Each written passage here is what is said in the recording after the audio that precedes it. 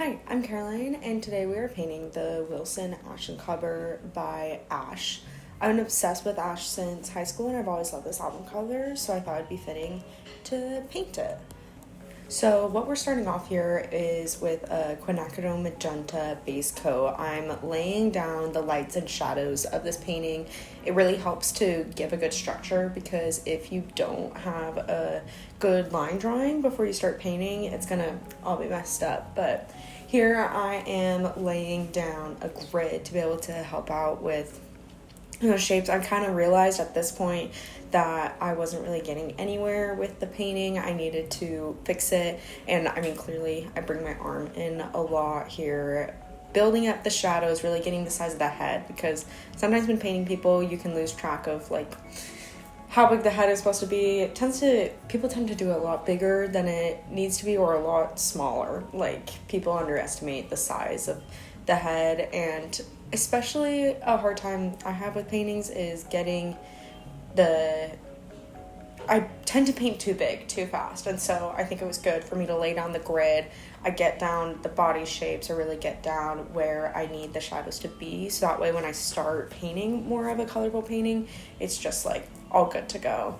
And with the sky, with the sky peeking through, I do a mix of titanium white, phthalo blue, and ultramarine blue. And really, I try to layer up the blues throughout the painting. I'm starting with the dark blue at the top, and then slowly I'm bringing it brighter and brighter through the bottom. And I think it's really important that the pink is coming through at this point, because it really just like helps the colors that I'm laying down on after it like really have a good punch to it.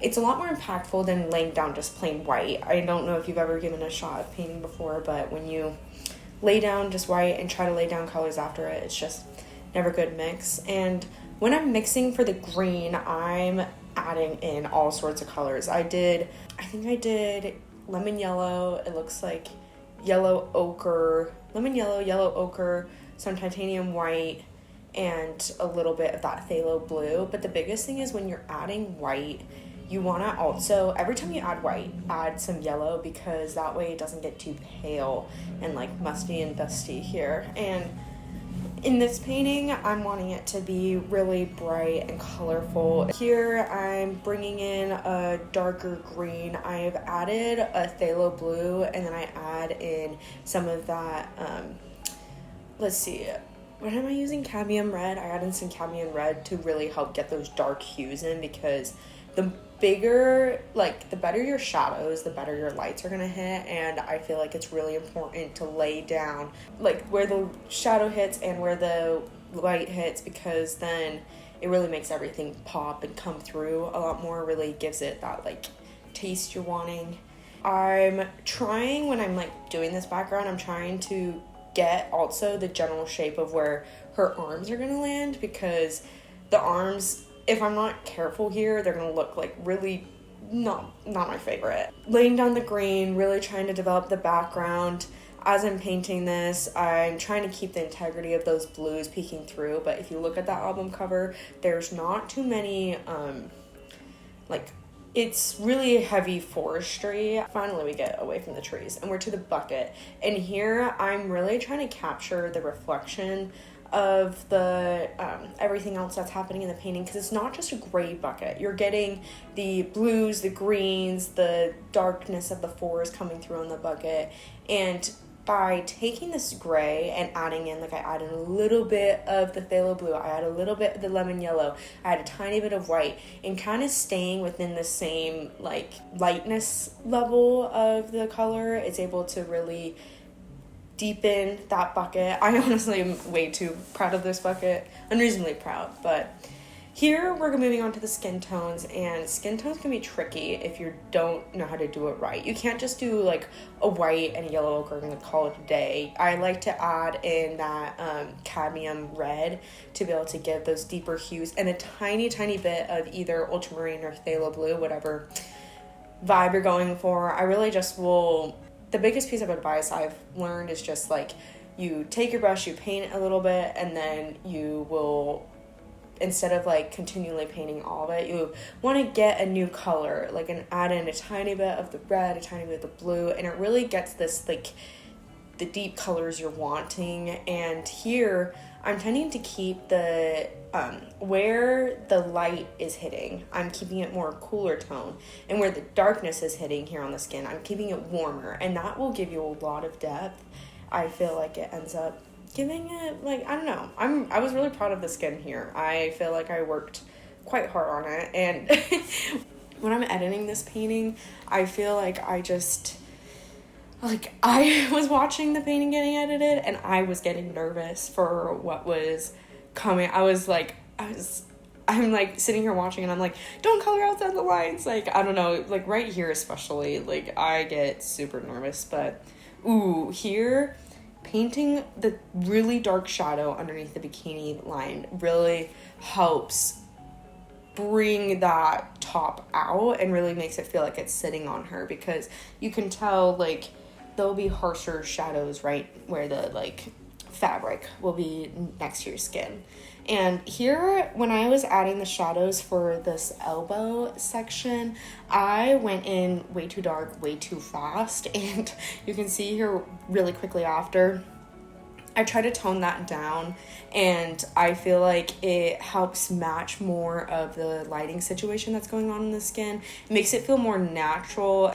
I feel like by softening up those colors, it makes the skin feel more like fleshy and soft instead of just like very harsh, because it can be a little tricky with my flat brushes I love to use to get it to feel round. And I feel like by just slowly putting like all these different colors next to each other and building up the shadows and not just like having it be like super dark to super light, it helps the color shine. And when I tried moving on to the face, luckily I just like placed down some shadows on the face, and then I was like, okay, well, at least we have the water coming through, so don't need to focus too much on the face. And here I am moving on to the swimsuit, and typically with patterns, like, you want to make sure to get the contours of the body within the pattern, and so that's why I lay down the red, really getting the shape of the chest area, and that way I can just quickly go in with the little bits of white to create a beautiful gingham pattern. I'm quite proud of how the swimsuit turned out. Sometimes it can be stressful to do a pattern like this, but really if you give the general sense of it, it comes through nicely, I'd say. After the swimsuit's done, I'm moving back to the hair to lay down the bones of what I need before I start placing down the water. And then when it comes to the water, I'm placing down different hues of like a gray. I don't want super bright whites here, because even though water, sometimes you'll like splash it and it'll be bright white, you want to lay in the blues, greens. I bring in some more earth tones, I'd say, to this water, so that way it feels translucent, it feels like there's reflection in it, and I feel like that brings a lot of depth to it. And then once I get that mid-tone in, I'm bringing in the white highlights. I bring in the splash of the water around Ashe's arms, really like bring it down the flow of the body to give the impression that the water is actually hitting the body, it's coming down, it's splashing off. We like what's going on here. We're, laying down those white highlights that are like coming off the body, the parts of the water that are catching the light. But I'm trying to, when it's coming in front of the trees, I'm incorporating greens.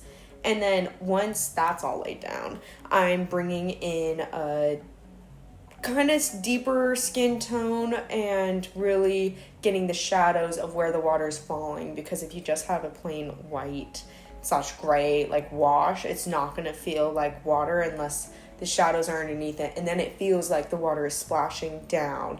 And when I move onto these lips, I'm like laughing when I'm watching this, because the lips can be kind of hard to get the right color. You have to play around with it, but luckily I was able to blend that around and get the general vibe that I was going for. And with the water, it's just like really nice to bring together the bright whites and really mix up the face. And I don't know, I'm proud of this part. And then lastly, moving on to the bucket, really grabbing the last white, like, I'm using titanium white, I think here just pure titanium, really getting the curvature of the bucket. I bring in the whites of the handle, which I think gives a nice essence of what's going on with the bucket, but doesn't fully define it. Your mind's eye is tricking you into seeing like, okay, this is a bucket that she's pouring down her head. And the last little bit I bring in here is her nice straw colored hair to place it behind the water because she's not bald. We have the hair coming down. It's wet. It's sleek. It's, it's good hair. Well, I hope you enjoyed this painting. I had a lot of fun painting it. I ended up going to the concert and bringing it there and didn't end up being able to give it to her, which was quite sad, but I was able to bring this painting to the concert. I sadly got it taken away at security because I thought we were supposed to, like, I saw on social media that we were supposed to, have this gift, like someone would come and take it from us. And then someone at security was like, oh, is this a gift? And I'm like, yeah. And they take it from me and I'm like, okay, great, it's going to her. But then when I'm at the meet and greet, all of a sudden I see a basket come out and I'm just hoping it's in there, but I didn't place it in a basket. And I'm like, this isn't the right thing. And then lo and behold, I go through the entire meet and greet and she never has the painting. So I have no idea where this painting is. It could be in some random person's office or home or the trash, who knows? But I had fun painting it. I kind of want to do another one of these just that way I can have it, but I was really proud of it and I had a great time at the concert. I was able to see the Favors, which has Finneas and Ashe perform for the first time, and now their album is going to be coming out this September, so look out for that. Look out for some new other paintings from me, and I hope you enjoy. Bye!